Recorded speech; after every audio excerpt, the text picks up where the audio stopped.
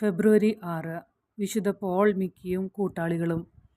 ഒരു സമ്പന്ന ജപ്പാനീസ് കുടുംബത്തിലാണ് പോൾ ജനിച്ചത്. കുടുംബം മുഴുവൻ മതം മാറിയപ്പോൾ ഒരു കത്തോലിക്കനായി. 20-ാമത്തെ വയസ്സിൽ ജപ്പാനിലെ ഒരു പുതിയ ജെസ്യൂട്ട് സെമിനാരിയിൽ പങ്കെടുത്ത അദ്ദേഹം 2 വർഷത്തിന് ശേഷം സഹോദരനായി. അദ്ദേഹം 13 വർഷം ജെസ്യൂട്ടായി ചെലവഴിച്ചു.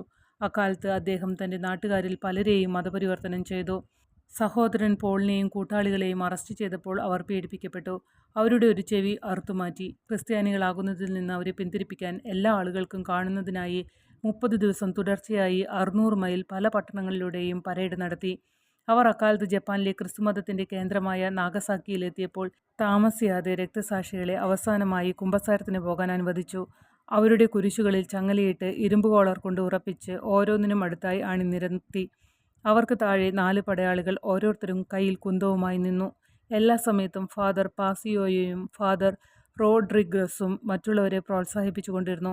മാർട്ടിൻ സഹോദരൻ തുടർച്ചയായി ആവർത്തിച്ചു, "കർത്താവേ, ഞാൻ എൻ്റെ ശരീരം അങ്ങയുടെ കരങ്ങളിൽ ഏൽപ്പിക്കുന്നു." ബ്രദർ ഫ്രാൻസിസും ബ്രദർ ഗോൾസാവോയും സ്വസ്ത്രം ചൊല്ലി ഉച്ചത്തിൽ പ്രാർത്ഥിച്ചു. കൂടാതെ ബ്രദർ പോൾ മിക്കി തൻ്റെ അവസാനത്തെ പ്രസംഗം നടത്തി. രക്ഷയിലേക്കുള്ള ഏക വഴി യേശുവാണെന്ന് അവകാശപ്പെട്ടു.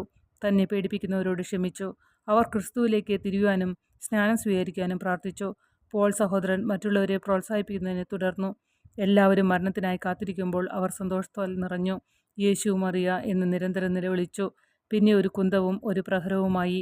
ഓരോ രക്തസാക്ഷിയും ദൈവത്തിൻ്റെ വീട്ടിലേക്ക് പോയി.